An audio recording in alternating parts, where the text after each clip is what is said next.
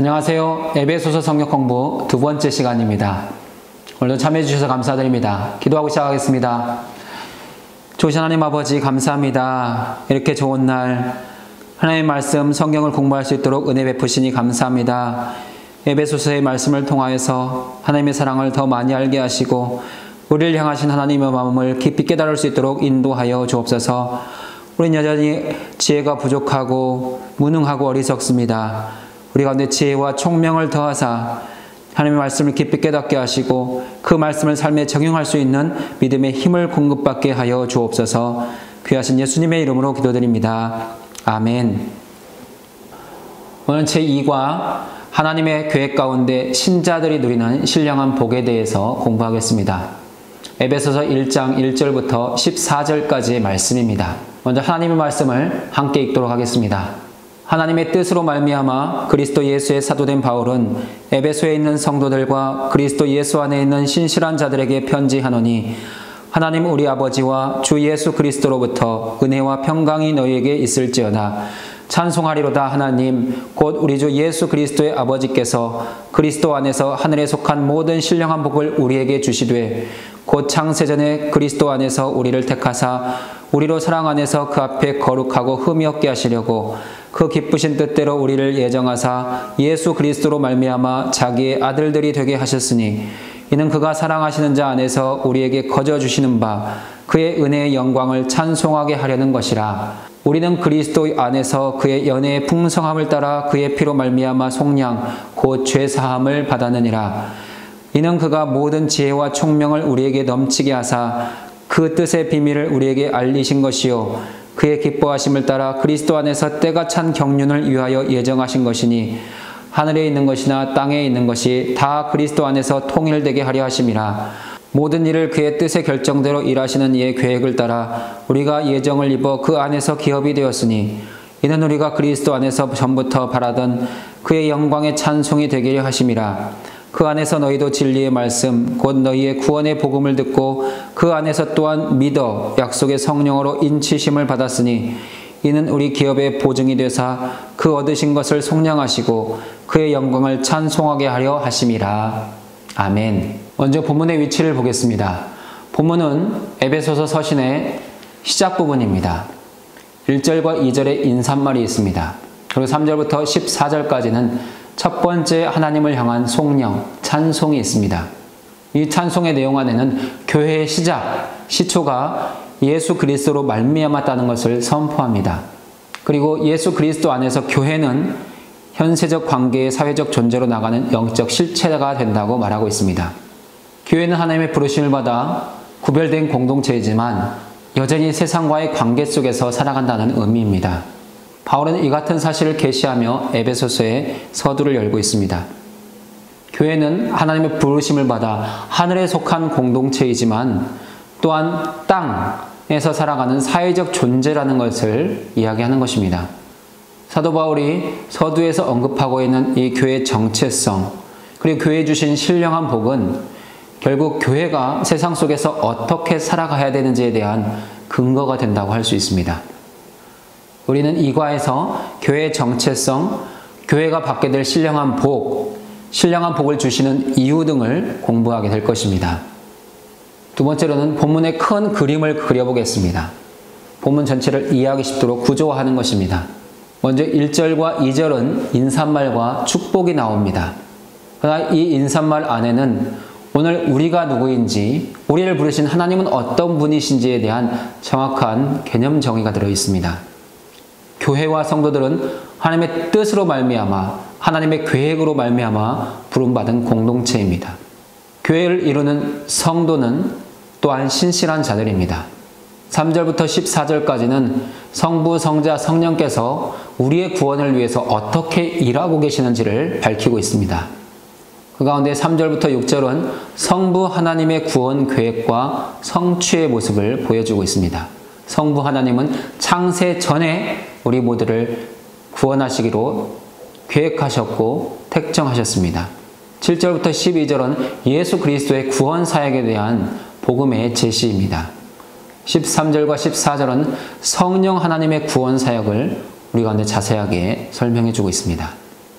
이 가운데 6절과 12절과 14절은 하나님의 영광을 위한 존재로서 우리의 정체성을 분명하게 밝혀주는 구절들이라고 할 수 있습니다.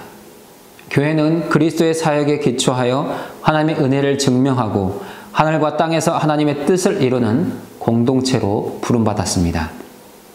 우리는 이처럼 1절부터 14절까지 큰 그림을 생각하면서 본문을 들여다보면 좀 더 쉽게 본문을 이해할 수 있습니다.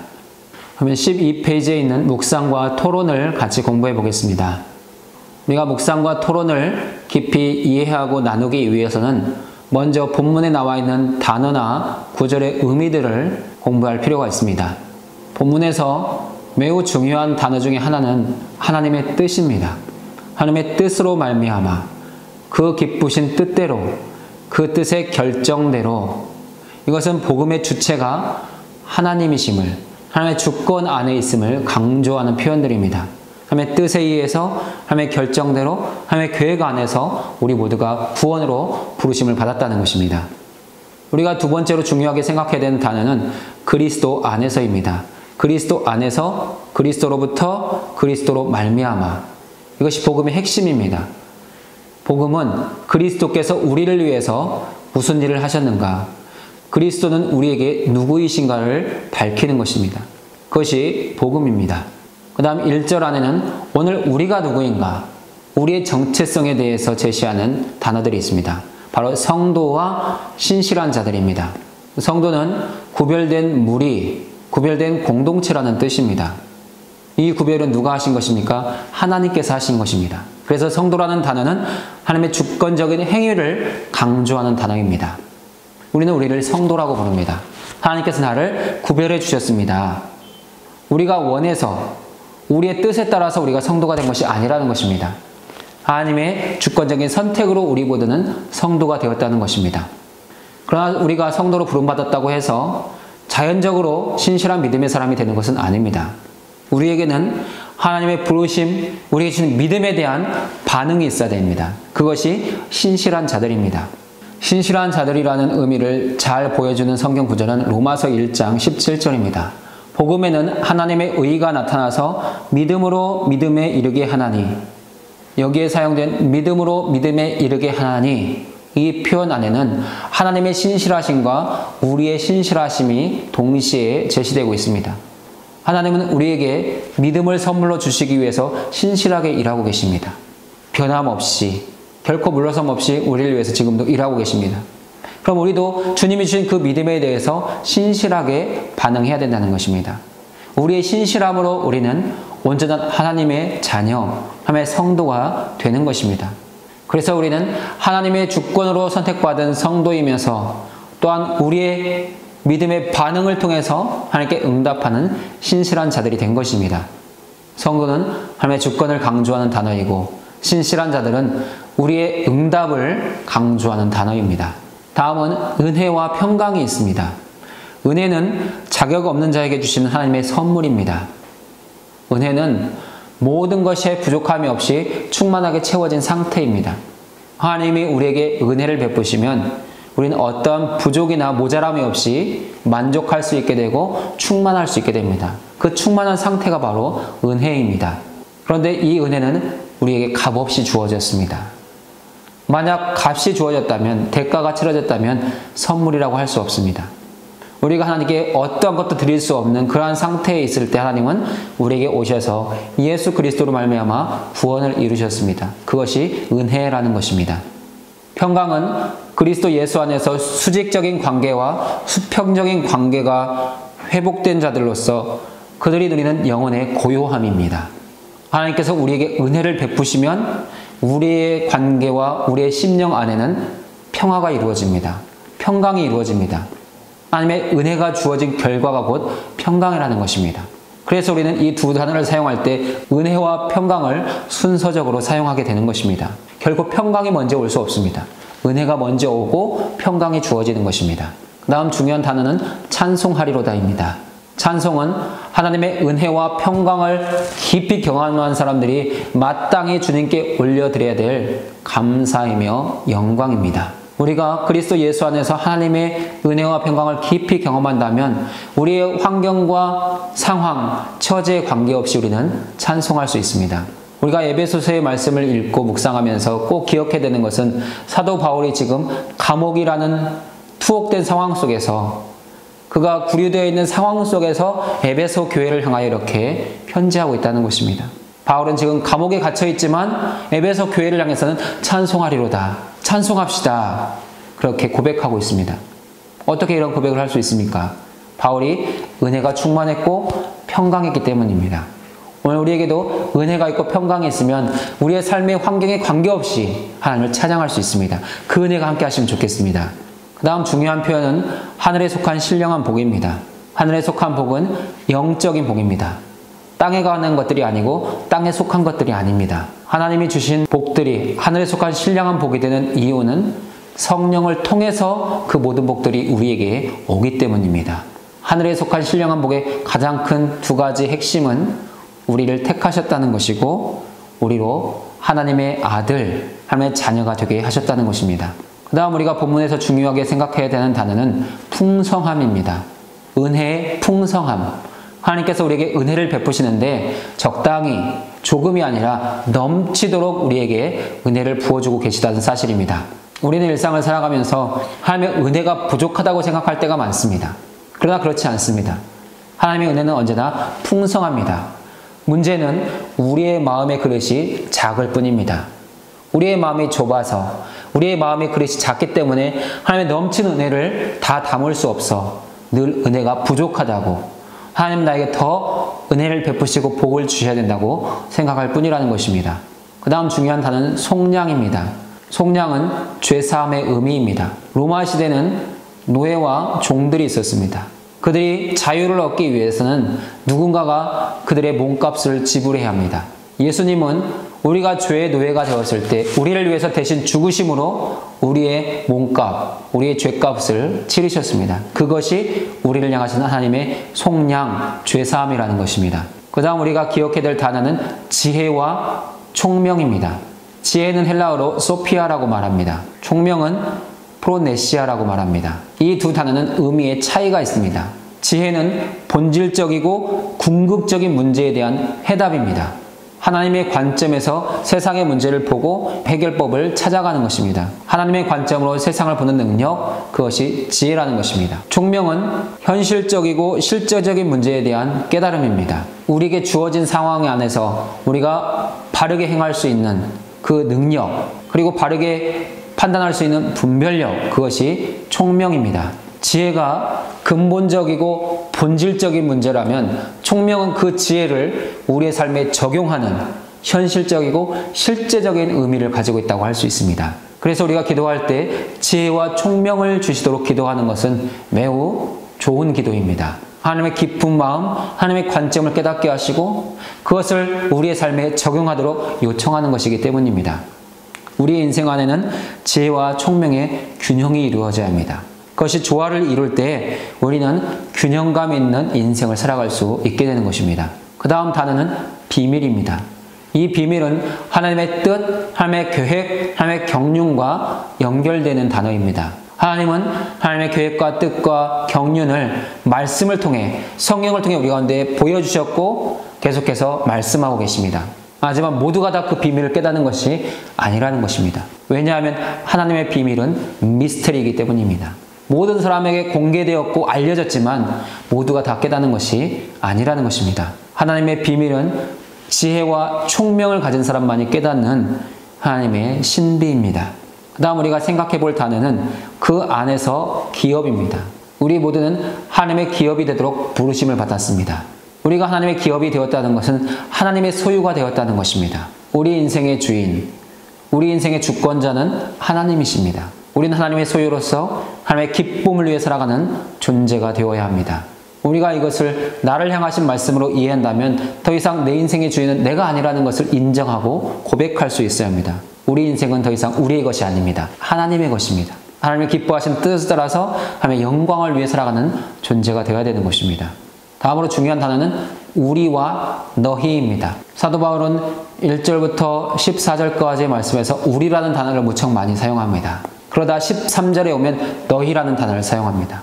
우리는 우리끼리, 우리 안에서 조금은 편협한 단어입니다. 그러나 너희라고 부를 때는 우리의 울타리를 넘어선 다른 사람들을 품어낼 수 있는 단어이기 때문에 매우 중요한 단어입니다. 여기서 우리는 바울과 동역자들, 유대인들을 가리킵니다. 너희는 에베소 교회 성도들, 이방인들을 가리킵니다. 우리에서 너희로 우리의 마음이 확장될 때 하나님의 나라가 확장되는 것이고 하나님의 구원은 넓혀져 가는 것입니다. 그 다음 중요한 단어가 약속의 성령입니다. 성령은 어느 날 갑자기 우리 가운데 오신 것이 아니라 하나님의 약속의 말씀을 통해서 그 말씀을 이루시기 위해서 우리 가운데 오셨다는 것입니다. 구약 성경에 이사야 선지자나 에스겔 선지자나 요엘 선지자가 하나님께서 우리 가운데 성령을 보내어 주실 것을 말씀으로 약속하고 있습니다. 예수님도 오셔서 제자들에게 내가 가면 너희에게 아버지께서 약속하신 성령을 보내어 주실 것이다. 이 예루살렘을 떠나지 말고 아버지께서 약속하신 성령이 임하기를 기다려라 라는 말씀들이 등장합니다. 그 약속의 말씀대로 하나님께서 우리 가운데 성령을 주셨다는 것입니다. 성령은 우리 가운데 오셔서 하나님의 말씀을 생각나게 하시고 깨닫게 하십니다. 우리로 듣는 복음을 깨닫고 그 예수 그리스도가 나의 주님이심을 고백할 수 있도록 도우시는 분이 성령이십니다. 마지막으로 중요한 단어는 인치심입니다. 성령께서 우리 가운데 오셔서 성령의 인을 치셨습니다. 인을 친다는 것에는 크게 네 가지 의미가 있습니다. 첫 번째 의미는 하나님의 것으로의 구별입니다. 우리가 성령으로 인침을 받으면 우리는 더 이상 세상의 것도 아니고 자기 자신의 것도 아닙니다. 하나님의 것이 되었습니다. 하나님께서 내 것이라고 소유를 분명하게 인치셨기 때문입니다. 인치심의 두 번째 의미는 소유에 대한 보호입니다. 이제 이 사람은, 이 성도는 내 자녀이기 때문에, 내 아들이기 때문에, 내 딸이기 때문에 내가 지키고 보호한다 라는 의미를 담고 있는 것이 성령의 인치심입니다. 세 번째 인치심의 의미는 보증의 의미가 있습니다. 여기에 사용된 보증이라는 단어는 계약금을 지불하다, 선수금을 지불하다는 의미를 가지고 있습니다. 하나님께서 우리가 하나님의 것이 되도록 이미 계약금을 치르셨다는 것입니다. 하나님은 계약금만 치를 뿐 아니라 그 나머지 잔금까지 모두 치르실 것입니다. 그래서 우리가 영원한 하나님의 나라, 천국에 들어가도록 인도해 주실 것입니다. 인치심의 네 번째 의미는 안전보장입니다. 하나님께서 우리를 구별하셨고 하나님의 소유로 확정하셨고 우리를 위해서 비용을 지불하셨기 때문에 우리는 하나님 안에서 예수 그리스도 안에서 영원토록 안전하게 되는 것입니다. 우리가 이런 단어적인 의미들을 조금 이해하고 있으면 이제 다루게 될 묵상 질문들을 좀 더 쉽게 이해할 수 있고 같이 나눌 수 있겠습니다. 그럼 이제 구체적으로 묵상 질문을 함께 읽고 나누면서 깊이 있는 성경 공부로 들어가 보도록 하겠습니다. 이미 여러분의 책에는 여러분이 생각한 답이 다 기록되어 있으셔야 됩니다. 그래야 오늘 이 시간이 서로에게 유익한 시간이 될 수 있습니다. 꼭 성경을 읽고 질문을 읽고 질문의 답을 기록해 보시기 바랍니다. 첫 번째 질문입니다. 바울은 하나님의 뜻으로 말미암아 그리스도 예수의 사도된 자로서 교회에 편지를 쓰고 있습니다. 사도라는 바울의 호칭이 이 편지에서 주는 권위는 무엇입니까?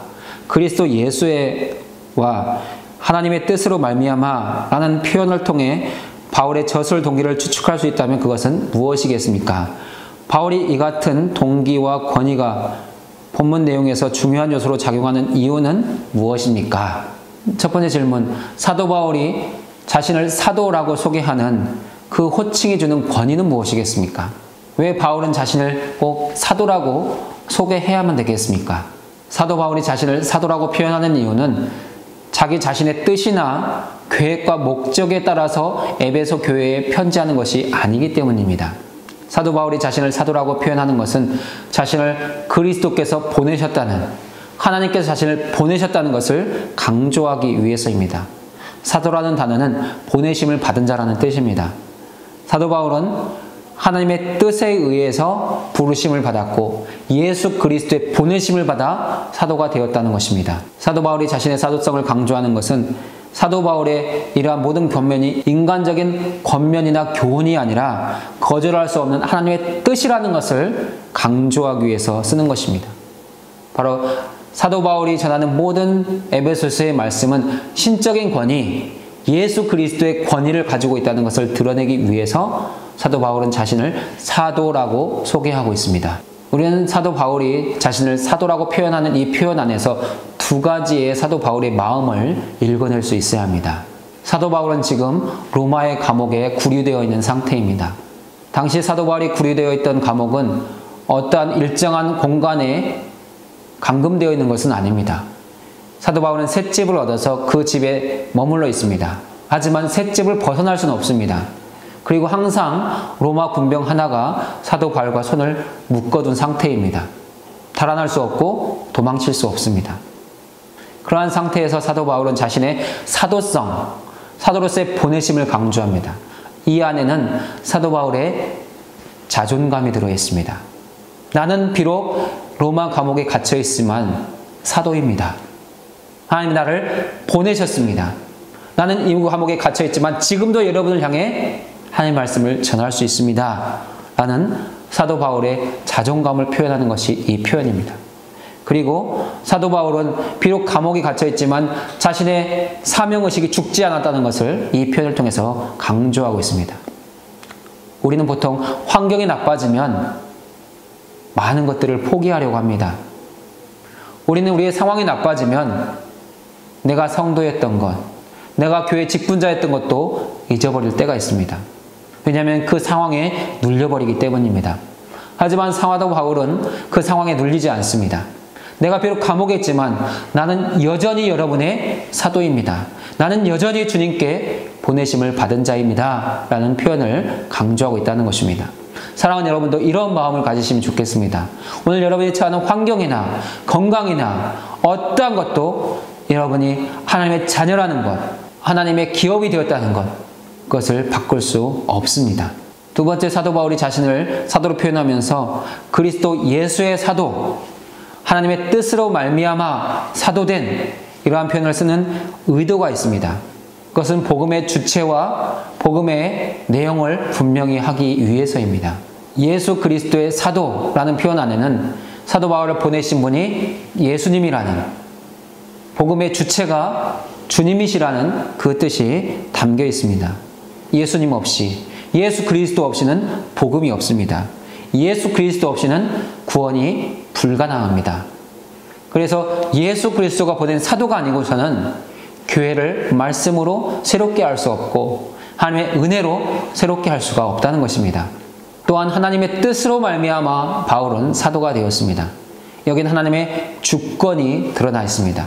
바울을 사도로 부르신 분은 바울 자신도 아니고 교회도 아닙니다. 오직 하나님께서 사도 바울을 사도로 부르셨다는 것입니다.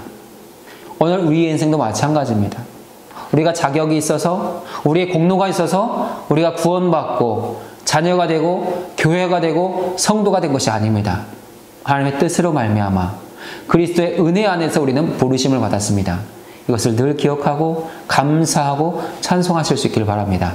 세 번째, 사도 바울의 이러한 표현의 의도와 권위가 중요한 이유가 있습니다. 에베소 교회 성도들은 사도 바울이 전하는 이 복음의 메시지를 듣고 순종해야 된다는 것입니다. 에베소서의 말씀이 사도 바울로부터만 나왔다면 오늘 우리는 그 말을 존중하거나 따를 이유가 없습니다. 하지만 사도 바울이 전하는 모든 메시지가 하나님으로부터 온 것이기 때문에, 예수 그리스도의 보내심을 받아서 우리에게 전하는 것이기 때문에 우리는 그 말씀에 순종하고 그 말씀을 따라야 한다는 것입니다. 예수 그리스도의 사도, 하나님의 뜻으로 말미암아 사도된 바울, 그렇기 때문에 말씀의 권위가 서는 것입니다. 오늘 우리도 하나님의 부르심 안에 있고 하나님의 뜻 안에 있고 하나님의 보내심 안에 있습니다. 사랑하는 여러분의 입술에도 하나님의 담아주신 말의 권세, 복음의 권세가 있습니다. 그 권세를 날마다 사용하실 수 있기를 바랍니다. 두 번째 질문을 같이 읽어보겠습니다. 바울은 이 교회를 구성하고 있는 신자들을 에베소에 있는 성도들로 규명하고 있습니다. 두 용어는 서로 어떠한 관계입니까? 주님과 동료 신자들과의 관계라는 측면에서 성도들이 뜻하는 바에 비추어 볼 때 지역교회 회중은 자신들을 어떠한 관점으로 보아야 하겠습니까? 본래 에베소는 이방인 신전이 세워져 있고 우상 숭배가 성행하던 곳입니다. 물론 사도 바울이 복음을 전하기 전에 에베소에는 유대인들이 살고 있었고 회당이 세워져 있었습니다. 그러나 그리스도의 복음이 전해진 것은 아닙니다. 사도 바울이 에베소에 들어와 회당 중심으로 복음을 전하기 시작했을 때 그 복음을 듣고 믿고 회개하여 하나님의 자녀가 되고 교회가 되는 성도들이 세워졌습니다. 그들이 모여 에베소 교회가 되었습니다. 에베소 교회는 에베소에 있는 성도들로 이루어진 교회입니다. 에베소에 성도들이 있다는 것입니다. 이것이 매우 중요합니다. 이 에베소 교회는 지역교회라는 것입니다. 에베소 교회를 이루는 성도들은 에베소 지역교회 성도로서 복음을 전할 책임이 있고 그 복음을 전해서 에베소에 있는 수많은 사람들의 영혼을 구원하여 하나님의 교회, 성도들 무리 안으로 그들을 이끌어와야 될 책임이 있다는 것입니다. 복음 전파의 사명, 영혼 구원의 사명이 에베소 성도들에게 있다는 것입니다. 지역교회는 그 지역 안에 그 교회를 세우신 하나님의 뜻을 분명하게 깨달아야 되고 그 뜻을 이루며 살아가야 되는 복음 공동체입니다. 에베소는 에베소 성도들에게 복음을 전해야 될 사역지였고 성도들은 지역교회에서 복음 전함을 위해 보냄받은 사도의식을 가지고 있어야 한다는 것입니다. 오늘 사랑하는 여러분에게 이러한 마음이 있으십니까? 우리는 대치동 교회입니다. 대치동을 위해 하나님이 이곳에 세우셨습니다. 오늘 우리 안에만 머물러 있으면 우리는 은혜를 소비하는 사람들입니다. 우리의 울타리를 넘어서 대치동계 사람들, 이웃들을 향해 나갈 때 지역교회로서의 온전한 사명을 잘 감당한다고 할 수 있는 것입니다. 세 번째 질문을 보겠습니다. 바울은 이 교회 성도들을 그리스도 예수 안에 있는 신실한 자들이라고 부르며 그들에게 하나님에게서 오는 은혜와 평강을 전하고 있습니다. 이들이 신실한 자들이라는 바울의 평가를 통해 그들과 하나님의 관계가 어땠을 것이라 추정해 볼 수 있습니까? 이런 신실한 교회가 여전히 하나님 아버지와 주 예수 그리스도에게서 은혜와 평강이 필요한 이유는 무엇이겠습니까? 우리는 그리스도 예수 안에서 신실한 자들이라는 이 표현 안에서 에베소 교회 성도들과 하나님 사이의 관계가 깊고 친밀했다는 것을 알 수 있습니다. 서로에게 신실했다는 것입니다. 하나님은 예수 그리스도 안에서 에베소 교회 성도들에게 신실하셨습니다. 죄인들을 위해서 구원의 일들을 이루셨고 사도를 보내셔서 그곳에 복음을 전하게 하셨고 그들을 구별해내어 성도가 되게 하셨고 신실한 자들이 되도록 하나님께서 일하신 것입니다. 그러면 성도들은 어떻게 하나님 앞에 응답했습니까? 하나님의 부르심에 그들도 신실하게 반응했다는 것입니다. 하나님의 신실하심이 있었고 에베소 교회 성도들의 신실하심이 있었습니다. 이 둘 관계 사이에 신실함이 모여서 온전한 교회 공동체를 이룰 수 있었다는 것입니다. 오늘 하나님께서 우리를 향해서도 신실하게 일하고 계십니다. 하나님의 뜻은 영원부터 영까지 변치 않고 우리를 향해서 일정한 사랑으로 뜨거운 사랑으로 다가오십니다. 사랑하는 여러분도 주님께 신실하시기 바랍니다. 환경과 상황과 처지에 관계없이 믿음이 좋을 때는 좋다가 나쁠 때는 나쁘다가 그렇게 굽이치는 것이 아니라 늘 주님을 향하여 주님만 바라보고 주님만 의지하는 그런 신실한 믿음, 흔들리지 않은 믿음을 가지실 수 있길 바랍니다. 그러면 이미 신실한 교회 공동체에 은혜와 평강이 계속해서 필요한 이유는 무엇이겠습니까? 그 이유는 계속적인 은혜가 부어질 때 계속해서 신실할 수 있다는 것입니다. 사실 우리가 하나님 앞에서 신실하겠습니다 라는 새 마음을 갖는다면 우리는 어느 정도 일정 시간은 신실함을 유지할 수 있습니다. 어제보다는 성경을 더 읽을 수 있고 어제보다는 기도의 시간을 더 많이 가질 수 있습니다. 더 주님을 생각하고 주님을 갈망할 수 있습니다. 하지만 어느 순간부터 우리의 마음은 둔해지기 시작하고 하나님에서 멀어지기 시작합니다. 그런 마음에 새로운 은혜가 부어질 때 우리는 다시 신실하게 주님을 바라볼 수 있는 것입니다.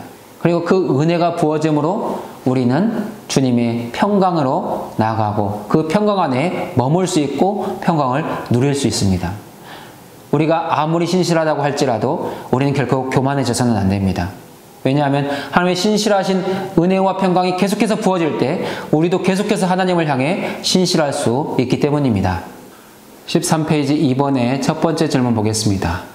찬송하리로다 라는 표현은 이어지는 구절에서 언급되는 신령한 복을 주신 하나님께 바울이 송축하고 있음을 의미합니다. 이 복은 그리스도 안에, 즉 그리스도의 인격과 구원 사역 안에 그리고 하늘에 단단히 기반을 두고 있습니다. 에베소서 1장 4절에서 6절에서 언급하는 그리스도 안에 있고 그로 말미암아 주어진 모든 신령한 복의 내용을 열거해 보십시오. 그리스도 안에서와 하늘에서라는 수식은 그 안에서 택하사 예정하사 아들이 되게 하셨으니 라는 표현들을 어떻게 한정시키고 있습니까? 3절의 첫 시작 찬송하리로다. 이 찬양의 선포는 신령한 복을 주신 하나님에 대한 송축입니다. 복은 그리스도 안에 있는 것이고 하나님 아버지께 하늘에 기초를 두고 있다는 것입니다. 그러면 4절부터 6절까지 언급되어 있는 복은 무엇입니까? 우리는 5가지로 정리해 볼 수 있습니다. 하늘에 속한 복의 첫 번째 내용은 창세전에 택하셨다는 것입니다.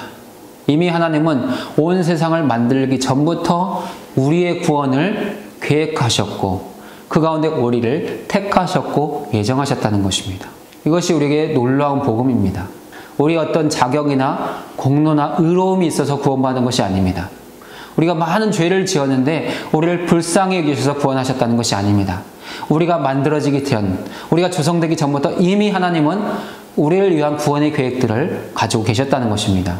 두 번째, 하나님은 그 계획 안에서 우리 모두를 거룩하고 흠이 없게 하셨습니다. 그것이 속량 죄사함입니다. 하나님은 하나님의 계획과 주권 안에서 죄인된 우리를 구별하시고 예수 그리스도의 그 피의 공로, 십자가의 사랑으로 우리를 흠 없이 깨끗하게 만드셨습니다. 여기서 흠이 없다는 것은 구약시대 하나님께 드려진 제물을 표현하는 단어입니다. 하나님께 드려져야 하는 제물은 흠이 없어야 합니다. 그러한 상태를 만드시기 위해서 흠이 없으신 주님이 우리를 위해서 대신 죽으시고 우리에게 있는 모든 흠을 다 용서하셨습니다. 그 결과 우리는 흠이 없이 하나님께 나아갈 수 있는 자녀가 된 것입니다. 그래서 세 번째 신령한 복이 아들이 되게 하심입니다. 여기서 아들이라는 표현은 남자와 여자를 포함한 모든 사람을 지칭하는 단어입니다. 하나님은 모든 사람이 구원을 얻어서 하나님의 자녀, 하나님의 아들이 되기를 원하십니다. 이런 은혜가 어떻게 우리에게 왔습니까? 거저주시는 은혜. 우리가 무엇을 하나님께 드려서 우리를 위해 이런 놀라운 구원을 이루신 것이 아니라 사랑하시기 때문에 우리를 귀하게 여기시기 때문에 우리에게 이런 놀라운 사랑을 베푸셨다는 것입니다. 그리고 이러한 모든 은혜를 깨닫게 되면 우리는 하나님을 향해서 은혜의 영광을 찬송하게 되는 존재가 된다는 것입니다. 이전에는 자신을 찬양하는 존재였고 죄를 먹고 마시는 존재였지만 하나님의 계획하심, 창세전의 택하심과 거룩하게 하시는 은혜와 아들 되게 하시는 은혜, 거저주시는 은혜를 경험하고 나면 더 이상 죄를 바라보지 않고 하나님을 바라보며 하나님을 찬양할 수 있는 그런 거룩한 존재로 존재적 변화가 일어났다는 것입니다.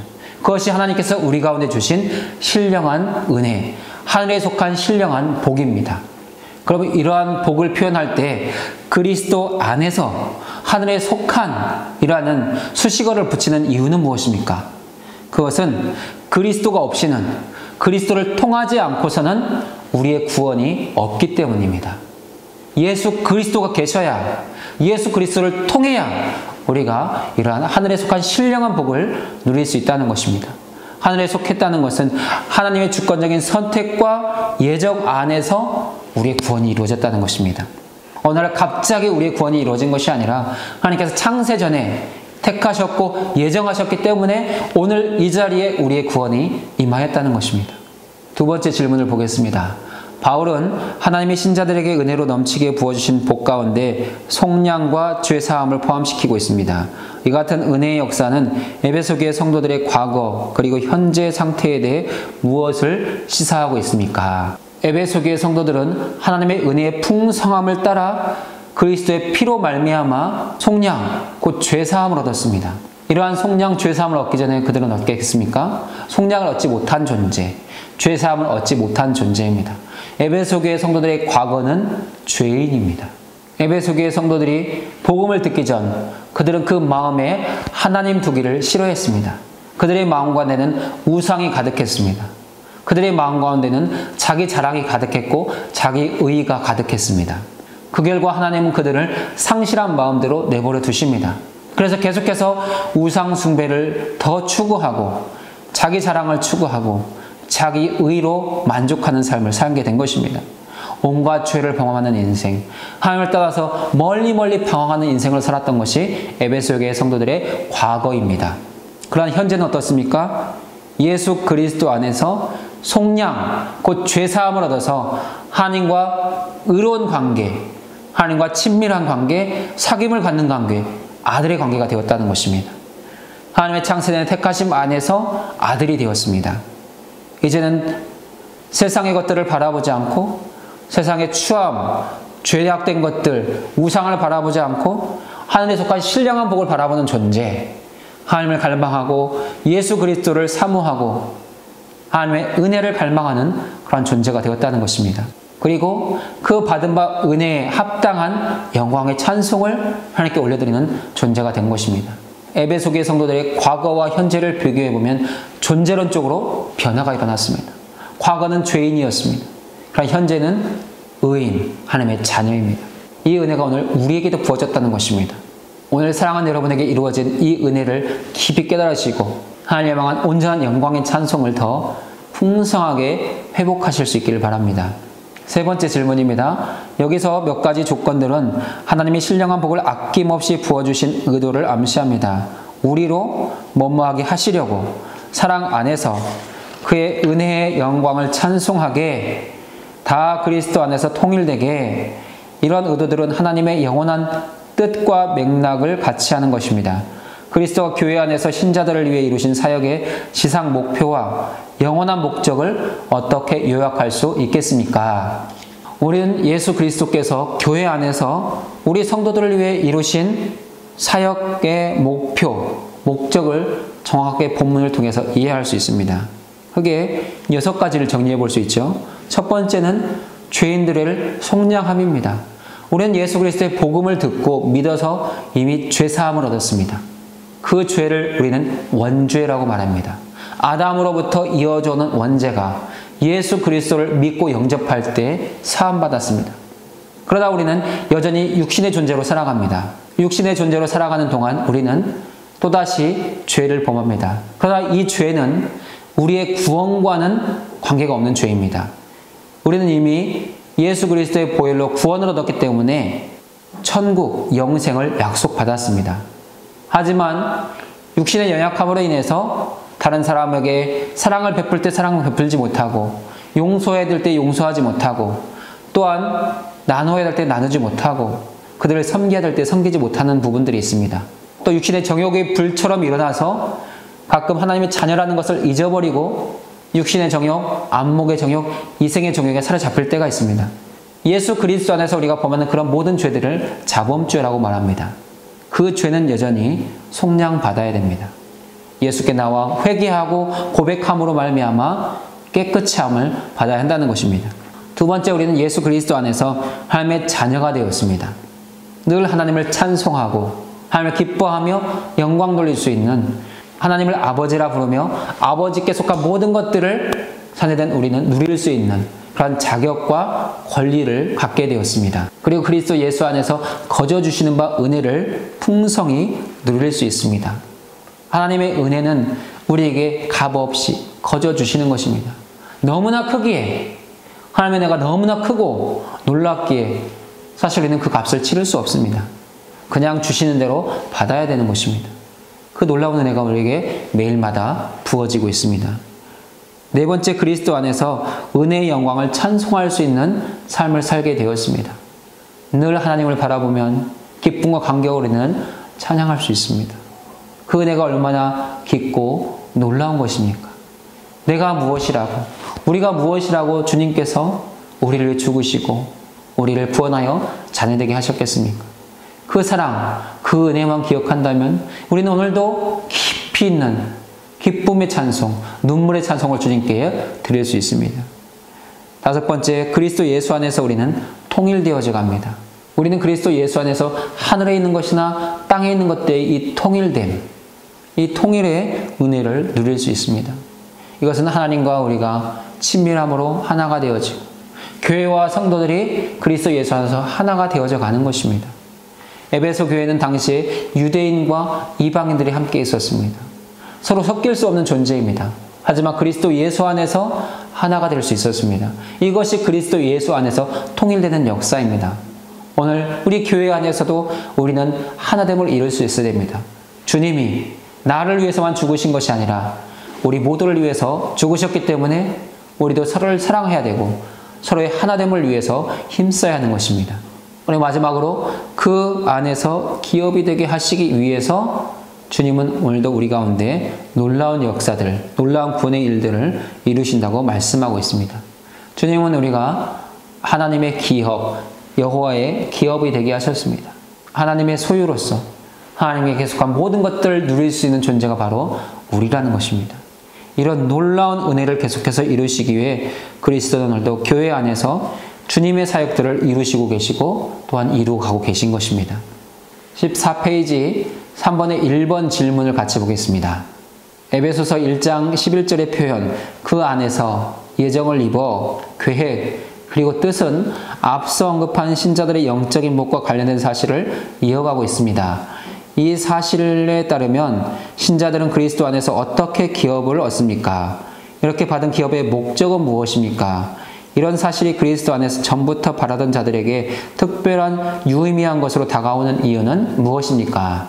우리가 앞서 공부한 내용처럼 우리는 여호와의 기업이 되었습니다. 어떻게 기업이 되었습니까?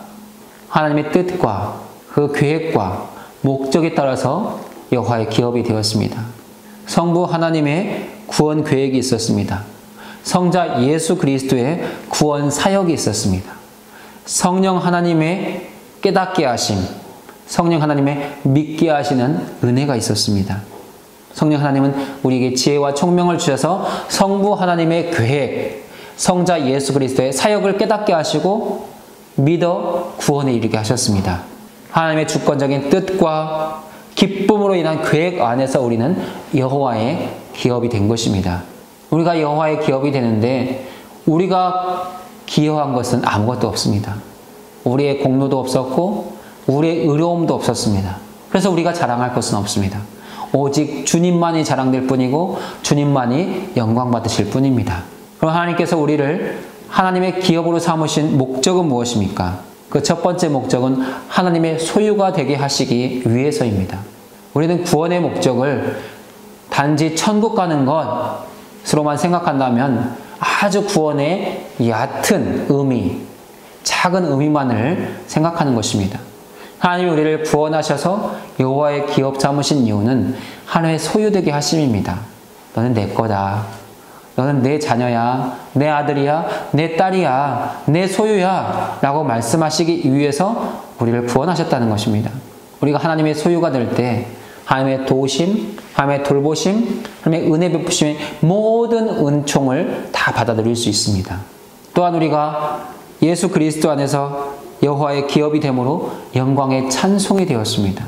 6절에서는 그의 은혜의 영광을 찬송하게 하려 함이라, 찬송하는 존재로의 부르심이 있지만 12절에서는 영광의 찬송이 되게 하려 하심이라, 찬송하는 존재에서 이제는 찬송 그 자체가 되는 그 은혜를 우리 가운데 허락하신다는 것입니다. 이것이 여호와의 기업으로 부름받은 우리를 향하는 하나님의 특별하고도 놀라운 은혜입니다.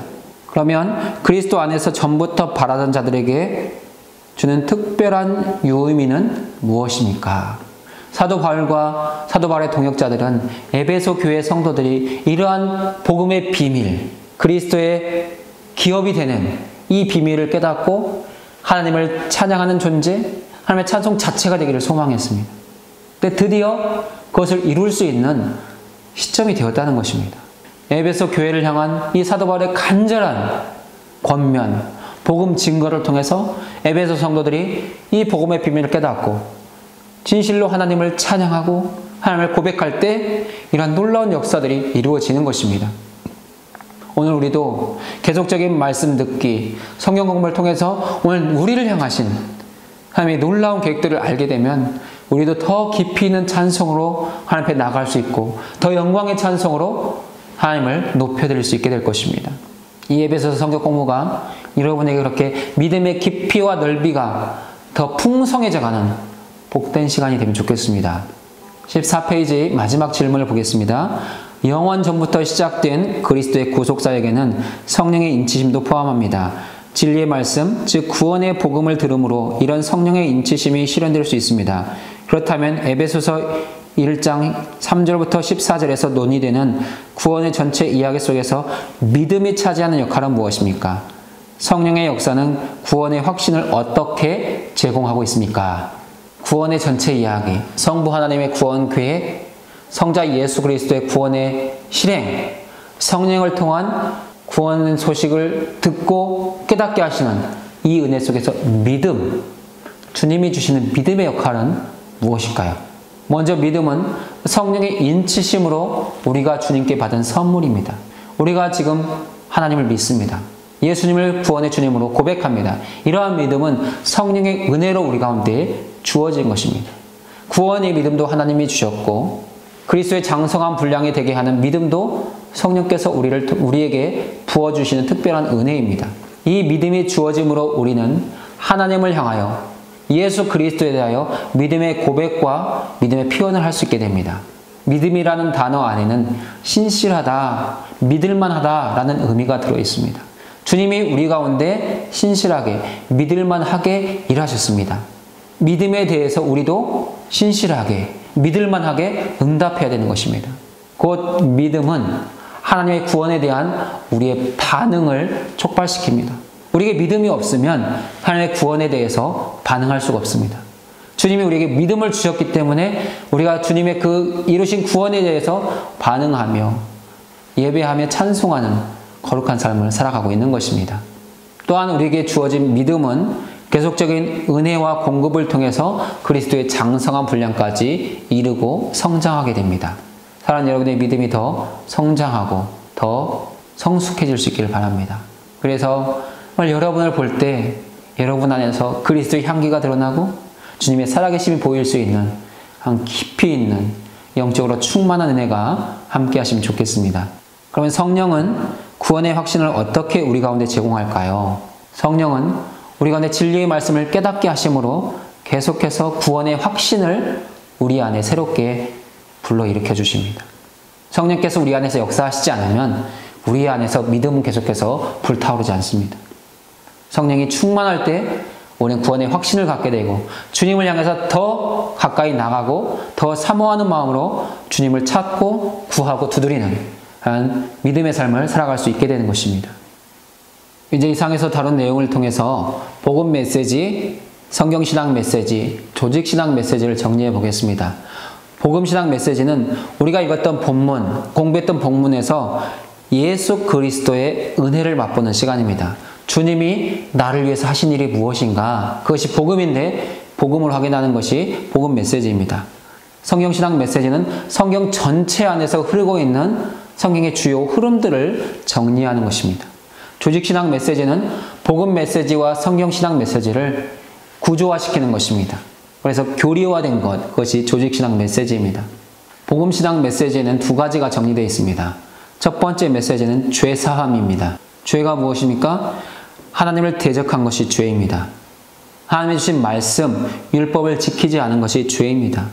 하나님의 명령에 불순종하고 하나님의 뜻을 반역한 것이 죄인입니다. 우리는 본래 죄인이었다는 것입니다. 그래서 창조주 하나님과 화목할 수가 없었습니다. 이 문제를 해결할 수 없었는데 예수 그리스도가 이 땅에 오셔서 십자가에서 죽으시고 부활하심으로 말미암아 우리의 죄는 사함을 받았고 우리는 영생을 살 수 있는 구원의 길이 열렸다는 것입니다. 예수 그리스도가 나를 위해서 죽으셨다는 것과 나의 구주가 되신다는 것을 믿기만 하면 우리는 죄사함을 얻습니다. 그것이 복음입니다. 두 번째 메시지, 속죄는 무엇입니까? 그리스도께서 자기 생명을 내어주심으로 신자들의 죄를 속죄하는 피의 제사가 이루어졌다는 것입니다. 주님이 6월절 어린 양이 되셔서 십자가에서 죽으셨습니다. 그 결과 우리의 죄가 사함받았습니다. 그것이 속죄입니다. 주님의 속죄로 말미암아 우리는 하늘에 속한 신령한 복을 받게 되었습니다. 신령한 복의 중심지, 근원지는 예수 그리스도의 십자가 죽음입니다. 우리 주님의 십자가는 모든 영적인 복의 핵심입니다. 주님이 우리를 위해서 죽지 않으셨다면 우리는 여전히 죄인으로 살 수밖에 없습니다. 주님이 우리를 위해 자기 생명을 내어주셨기 때문에 우리는 구원을 얻고 영생을 누릴 수 있게 되었습니다.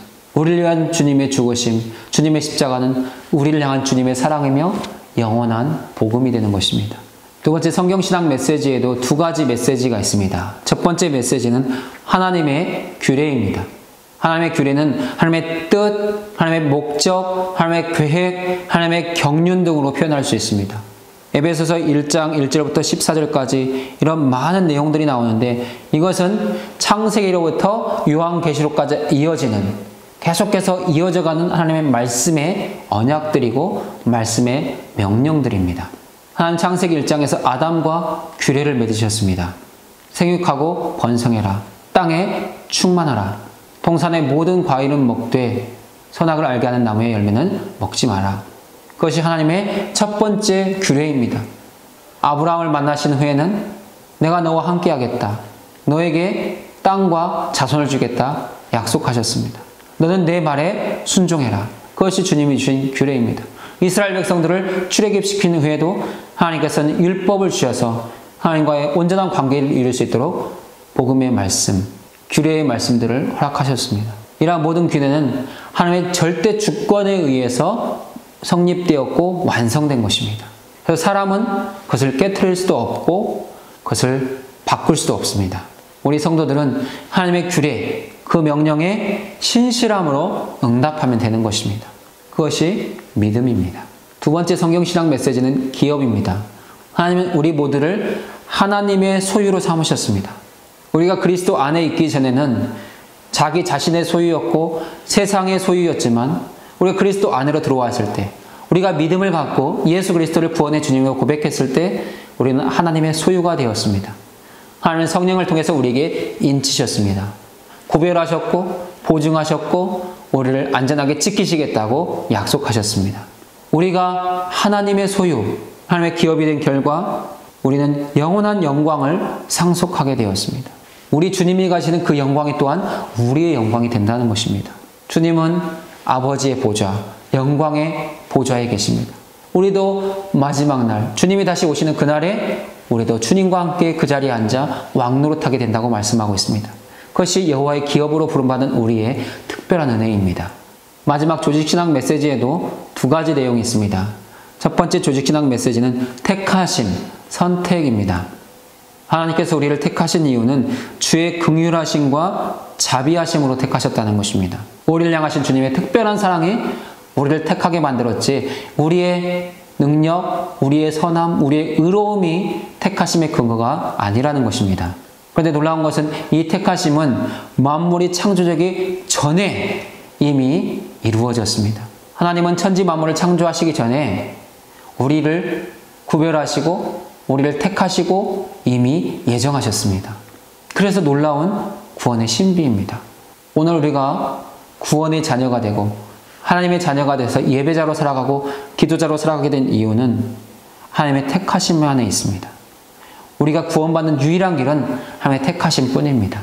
그리고 하나님의 택하심을 받은 자는 계속해서 그 하나님의 특별한 영원한 공급과 공유를 경험하게 된다는 것입니다. 하나님 택하신 자를 방치하거나 외면하지 않으시고 계속해서 필요한 은혜를 공급하시면서 새롭게 새 은혜로 날마다 우리에게 다가와 주십니다.